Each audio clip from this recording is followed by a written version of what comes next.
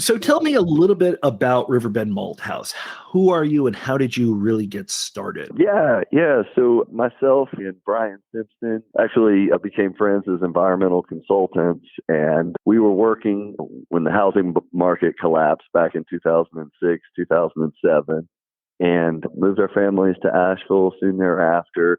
And we really started taking a look around. We quickly realized Asheville was a bring your own job economy. And so we needed to come up with something to make a living. The old joke is that, we didn't want to be the 13th brewery in Asheville. So we decided to look at the supply chain and see if there was a way that we could, from an environmental standpoint, from a local economy support standpoint, what could we do? Where could we fit in? And hops didn't make a lot of sense at the time, but when we began focusing on small grains, the conversation got very interesting very quickly. We realized that North Carolina was equipped with a tremendous amount of acreage to grow small grains, lots of infrastructure to clean it, move it around, and our land grant universities were well equipped to study and guide both us and our farmers on how to get high quality grain out of the ground and into the malt house. So those conversations were taking place back in 2010. We began raising money and built our first very small operation in the fall of 2011. We had basically a 1-ton floor malting system that, we really just wanted to answer the question, do people care about local malt when it comes to craft beer? And it was an exciting journey, has been an exciting journey. That's kind of awesome. Yeah. And when you talk about malt, obviously growing up, my only experience with the word malt is like malted milk balls, But what exactly is malt? Because you also mentioned small grains. Is it just barley? Do you do rye and wheat and spelt and other things? Kind of expound upon that part a little bit. Sure. Yeah. So malting, to define the word malting or malt, is basically a process where you're managing the enzymatic digestion of the cell walls inside of each kernel as they're broken down into starches and simple sugars. And you can malt a wide variety of small grains: barley, wheat, rye, corn, oats, triticale, all sorts of different things. But they all follow the same sort of methodology of steeping, germinating, and kilning. What we're essentially doing is just tricking the grain into growing by creating the perfect conditions for that the grain would normally experience, whether it was planted in the spring or winter. So that's a key thing for the Southeast growers, is that we're actually growing winter barley that is planted in October, harvested in June. And so it has the potential to be an additional paycheck for our growers, because we're not competing with the traditional agricultural schedule for corn and soybeans and things of that nature that typically grow in the warmer months. So it has some really interesting sustainability aspects in that it is a winter grain.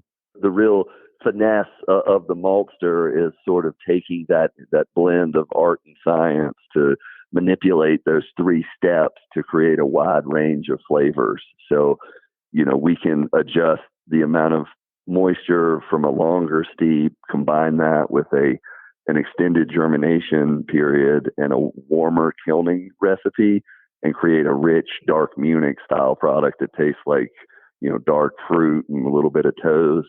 We can take that same barley, steep it less, germinate it in a shorter amount of time, and kiln it with a cooler kilning recipe and come up with a grassy, crispy Pilsner.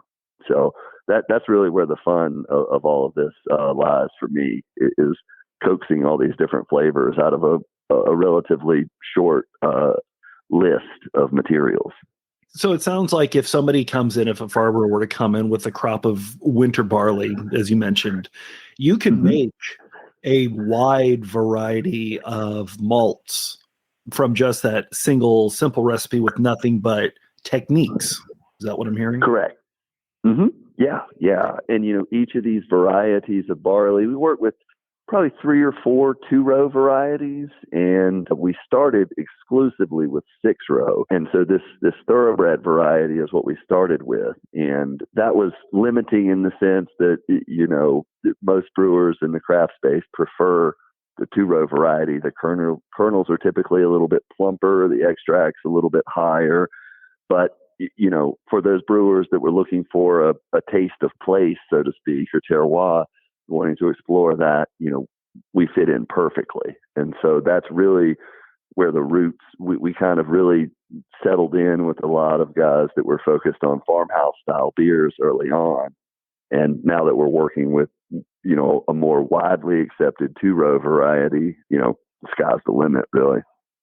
Awesome. And what's the actual malting process specifically consist of? Because I know you mentioned floor malting. On the floor, shall we say? It was when we started. And so when we jumped from Malt House 1.0 was the 1-ton system. Malt House 2.0 opened in about 2014, and we stepped up to 4-ton floor malt batches. And right around that time, 2015, Asheville's beer scene just exploded. The southern side of downtown just sprouted up as a brewing district, and everything really, this is also, we have Sierra Nevada and New Belgium here now.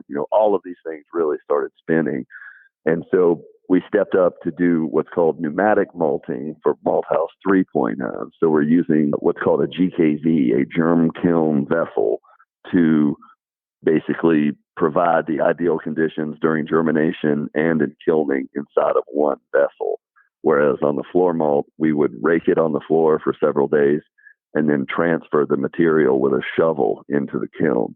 Very, very tremendous amount of labor goes into that. It's very romantic and it makes fantastic malt, but from a volume standpoint, it's definitely not the most efficient way to go. So, gotcha. but yes, to the greater point of the process elements, the really fun thing about making malt is the same steps apply whether you're malting 1 ton, 10 ton, or like the big guys, they're up around 500-ton batches, but the process is the same. Steeping, which the grain is typically harvested around 12%. Over a period of 2.5 days, we'll go through 3 wet-dry cycles, and that'll slowly raise the moisture content to about 45%. And that's really the sweet spot that gets the enzymatic process going. Technically, germination begins around 35%. We steep it to 45 just to reduce our risk of the grain sort of drying out during germination. Germination can last anywhere from 3 to 5 days, depending on what type of style that you're trying to arrive at. So if you're doing a Pilsner style, you want it slightly under modified, that'll be like 3 to 4 days. If you're doing a richer Munich style, you'll kind of stretch that out a little bit, increase your soluble protein levels, and then so maybe that would be 5 to 6 days, 4 to 5, depending on what temperature you're at. And from that point, we go into kilning. Kilning can last anywhere from 24 to 36 hours. And from there, we clean the grain, get the rootlets off of it, and sort it and put it in a 50-pound bag. That's amazing. And so to be clear, you don't actually grow the grain yourself. You have partnerships with farmers in the area, correct? Absolutely, yeah. So everything is sourced locally. We primarily source from North Carolina, but we bring in a tremendous amount of grain from neighboring states, Tennessee, Virginia, Kentucky, with some boutique stuff. We were able to connect with a grower down in Florida who brought us some rye. He was just outside of Tampa, so we were really excited to catch up with him. I had no idea they grew rye outside of Tampa. I just assumed really a big thing here. Yeah, I know. It definitely has been challenging over the last couple of years. There was a drought down there that basically crushed the crop of 2020. So we've been waiting patiently for Mother Nature to let us get a crop out. But yeah, so that was a fun one. That's a variety. It's called FL401 that was developed by the University of Florida to work down there, and its genetic heritage is tied to a variety called Seashore Black Rye that originally came out of South America. So really fun story there. That rye is more herbal and savory compared to the other rye that we use, which is called a brut. That one's more of that dry black peppercorn that people typically expect. So that's been a really fun experiment we malt those two varieties the exact same way, but there's a distinctive flavor signature between each of them. So, because I guess you just have blown my mind because I just assumed rye was rye. I didn't realize that there were so many of them. It sounds kind of like roses or hops, and that people just create all these things. Do you have a running list of all of these different grains that you have worked with before or would love to work with? Yeah. There's definitely a lot of history in all of these varieties. There's another one we're trying to get our hands on from the Monongahela region, Maryland and into Pennsylvania, that has some ties to the original rye whiskey that was produced in colonial America. So just sort of exploring that space, looking at different corn varieties, there's all sorts of folks looking for these different varieties that are referenced in the old whiskey distillery recipes and things like that. So it's a really fun group. We've got academics, we've got farmers and maltsters now in the conversation to bring these heirlooms back into production. And I was going to say, how difficult is it to get sort of the historical taste and feeling for some of these old grains to do that? How do you determine, is this really what it should have been like? Is this what the same grain that whiskey distillers were using in the early 1800s, for example? Yeah. Typically we're leaning into, the seed saving community. There's, the Department of Agriculture maintains seed banks. So there's all sorts of wonderful stories of folks, getting 100 or a 200 gram sample of seed and then growing it out year over year to get it to a production level crop.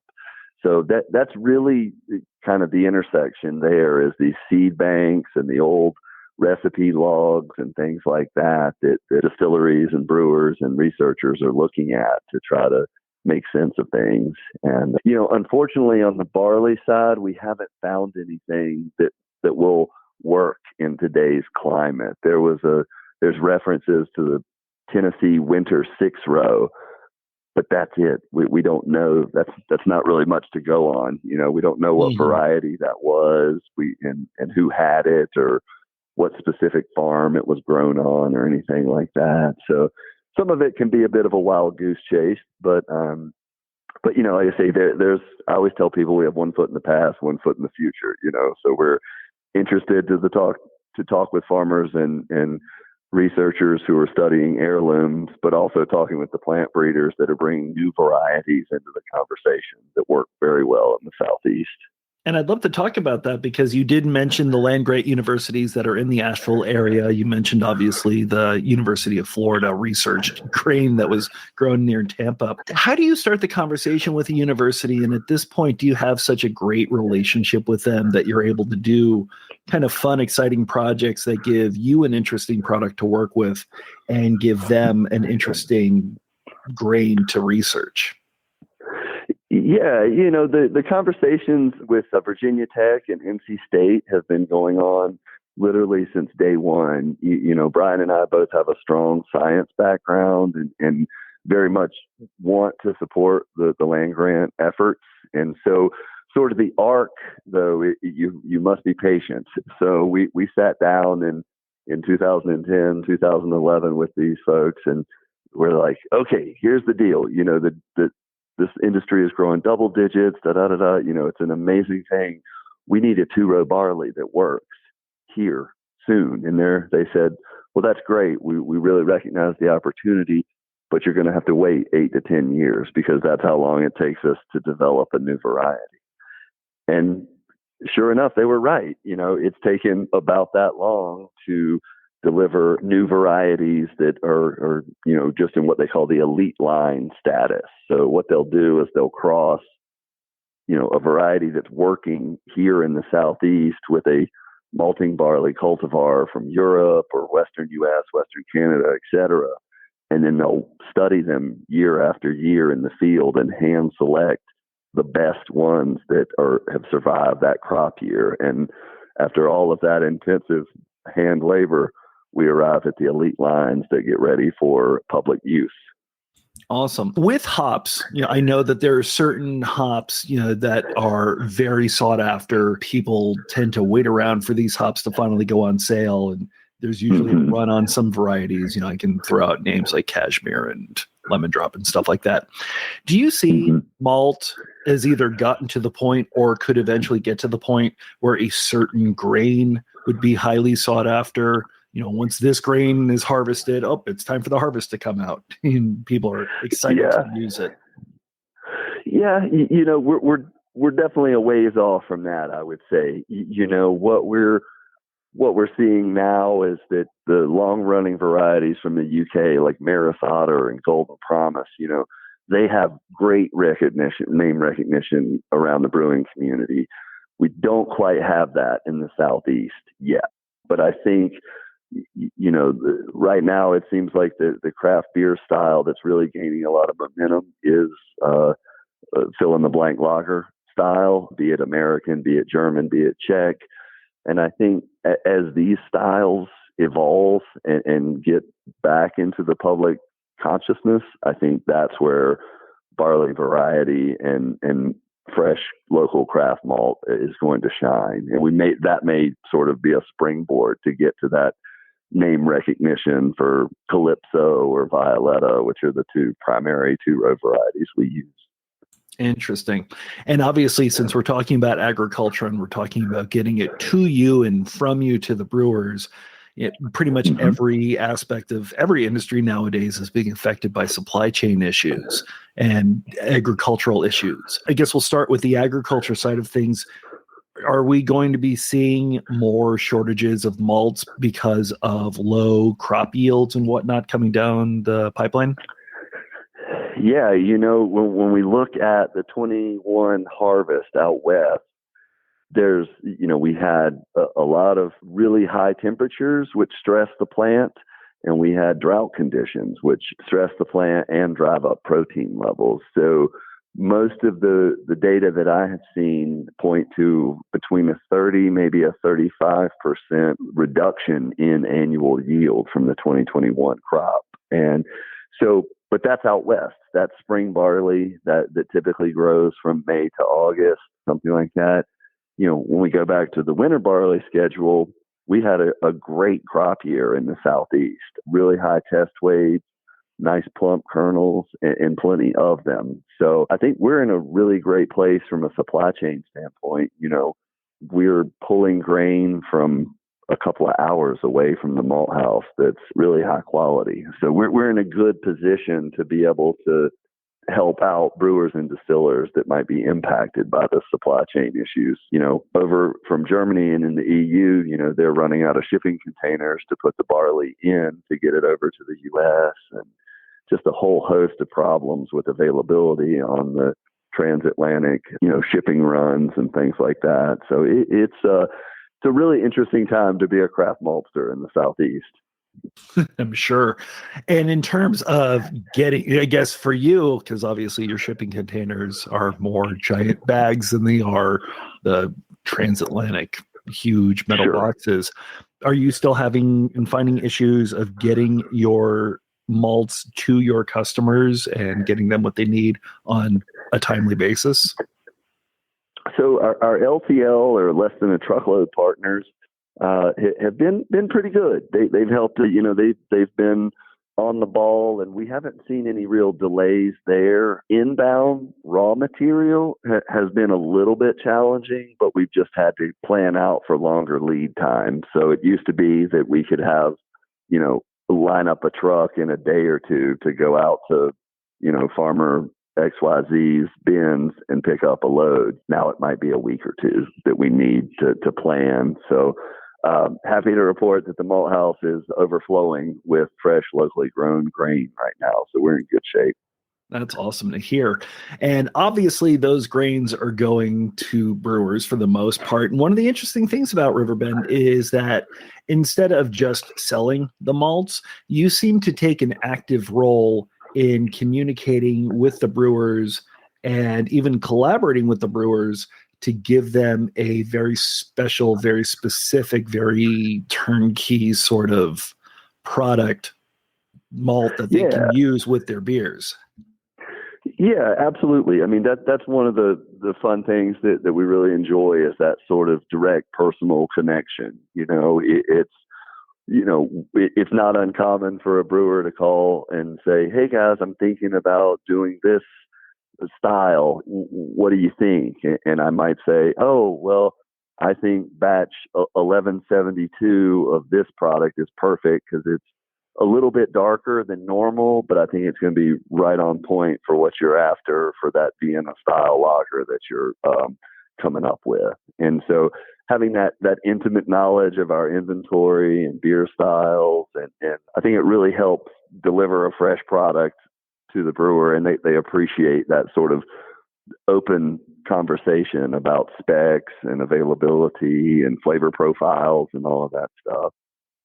Awesome. So, so just yesterday, in fact, you had traveled to Pensacola to visit Perfect Plain, and you were brewing a very special beer with them. Can you talk a little bit about that? Sure. Yeah. So Reed and his team have been great supporters of ours for a while. We actually connected when he was brewing here in Asheville many years back. And so, when it came time to celebrate our 10th anniversary, we asked him if he'd be interested in collaborating, and said yes. And we put together an Oyster Stout recipe utilizing our Sunset wheat, which is a Munich style soft red wheat malt that clocks in at about 9 SRM. And we paired that with a new experimental batch of 6-row barley. It's a variety called Hirondella. We made a Pilsner style malt out of that, and just put together a beautiful beer yesterday. Efficiencies were great, and we, just really fun getting to hang out with Reed and his team. And we chatted about beer names and label art and all of that stuff. So, it's really cool. I think a lot of times I always joke that whoever's the PR director for hops deserves a raise, because if you took a poll on the street, probably 9 out of 10 people would tell you that's the only ingredient in beer. And so when the maltster gets a moment to step in front of the camera and take part in a collaboration, it's a special moment for us. Yeah, well, it's funny that you mentioned stepping in front of the camera, because another collaboration that you had just done with Bowigens in Longwood and Castleberry, that was even filmed for a special show called Crafted.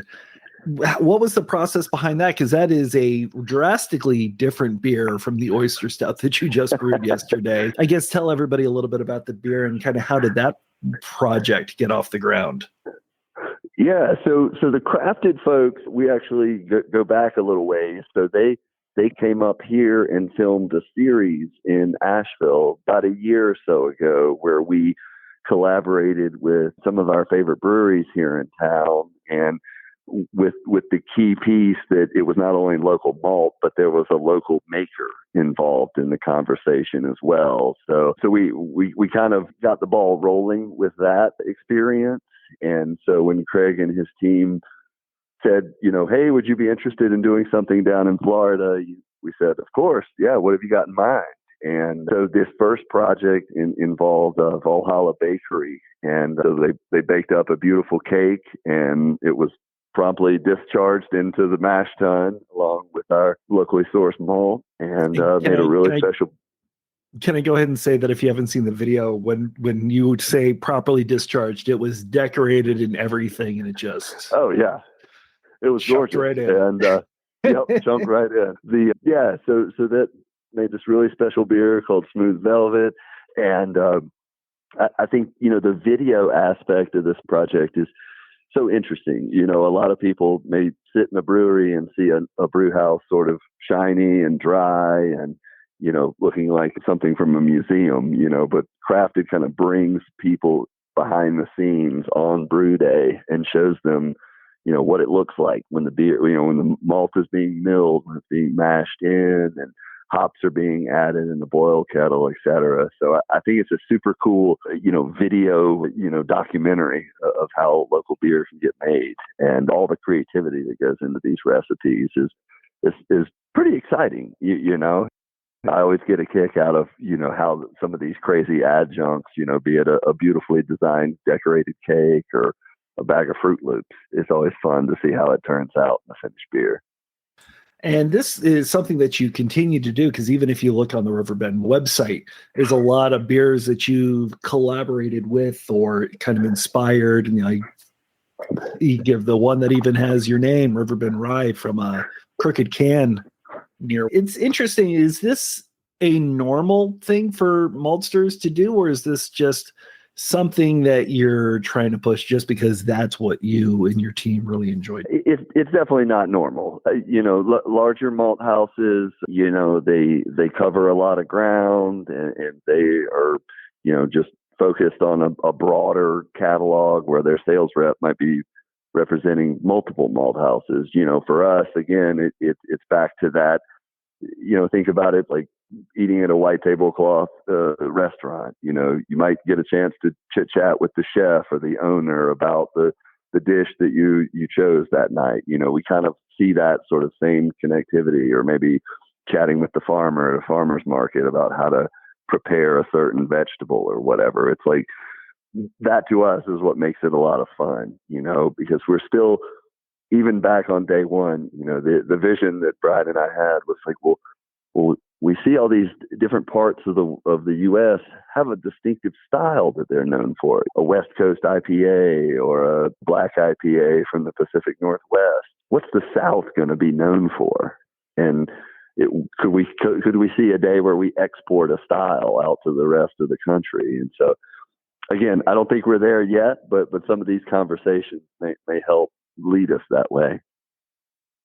Awesome. And so it seems like you have a very positive outlook, not just for Riverbend, but for the malting industry in particular. Do you see it just continuing to be something that will increase not only in importance for the brewing community, but just a positive impact on your local and U.S. economy in general? Yeah, my other hat that I wear is president of the North American Craft Maltsters Guild. And so we represent close to 70 craft malt houses across America. And, I get excited about the future because I see all of these different folks from totally different backgrounds, everything from farmers to engineers to graphic designers to coffee roasters have stepped into the craft malting space. And so I see all this creativity from all those different backgrounds showing up in different ways. So, and I also see annual production of craft malt growing year over year, despite, craft beer as a whole kind of flatlining. And so I think that does give me a lot of excitement for the road ahead. That is awesome. Thank you so much for your time. I appreciate it.